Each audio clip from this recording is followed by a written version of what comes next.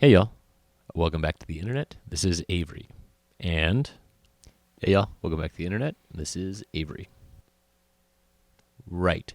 So today in Blender, we'll learn how to do that.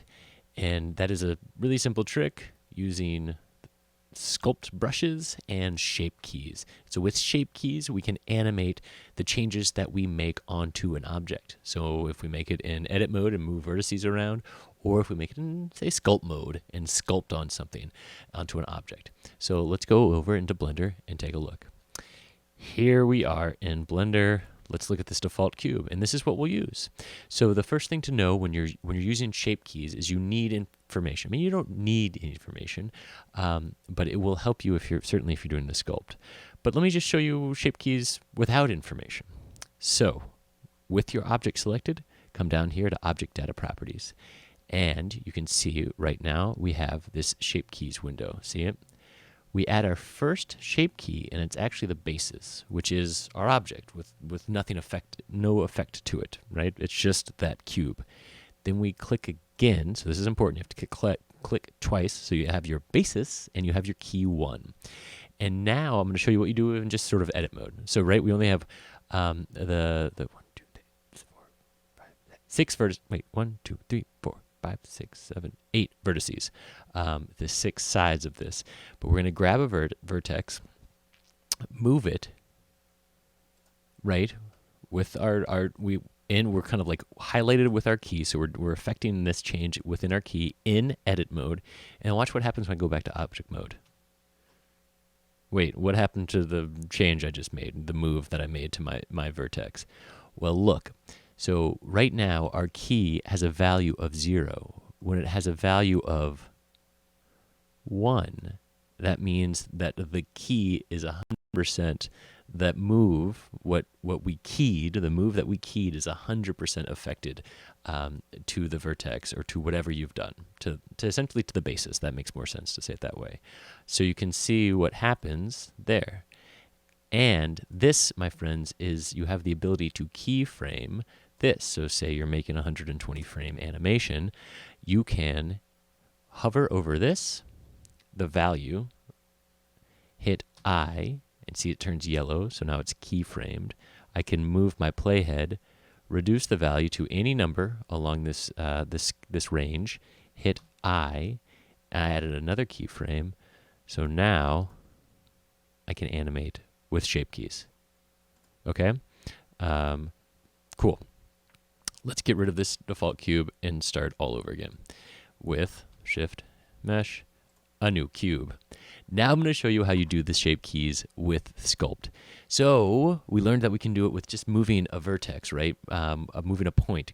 Cool. But what if you want to sculpt on top of it? If you want to sculpt, you need more topology. You need more information. And so you can find a 3D model that has that information already in it, or you can add that information to any of the primitives here, or anything you design, really. So in order to do that, we need to subdivide the base topology. So if I go into tab, I go to edit mode, and you can see here I have my 6 sides, my 8 vertex points, and I just want to subdivide. So right click, subdivide. You see what I've done? I've subdivided each face. Right click, subdivide. Right click, subdivide. So you can do it that way. That's a great way to subdivide. But after you right click and subdivide, if you haven't clicked anything else on the screen, you can come to subdivide down here at the bottom left, open that, and watch. It'll let you scroll all the way up to 10, but you can add as many subdivisions as you want. You just type in there.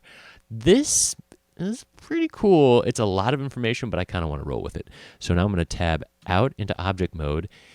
I'm going to hit add a shape key for my basis, right?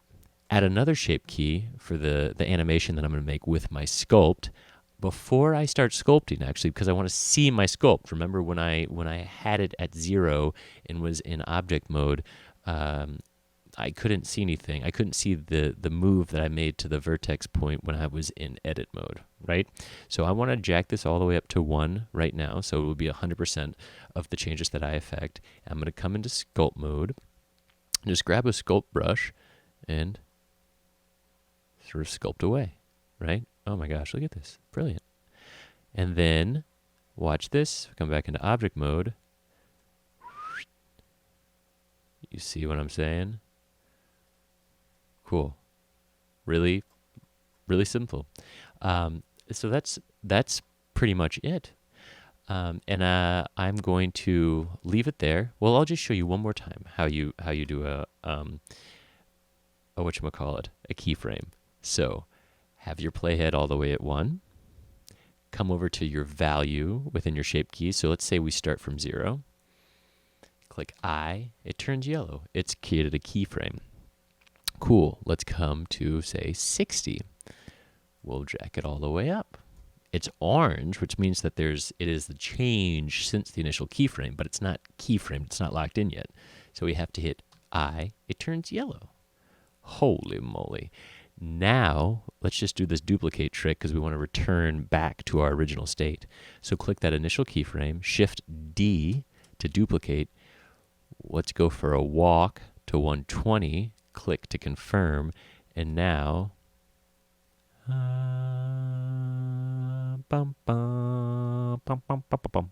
cool. And then if, say for example, you want this to be shade smooth, boom, right click, shade smooth. It's everything you've ever wanted. Okay? So there you go. Those are shape keys in sculpting, and I'll speed up the process through which I will make the intro video that I pointed to before. Okay. See y'all later.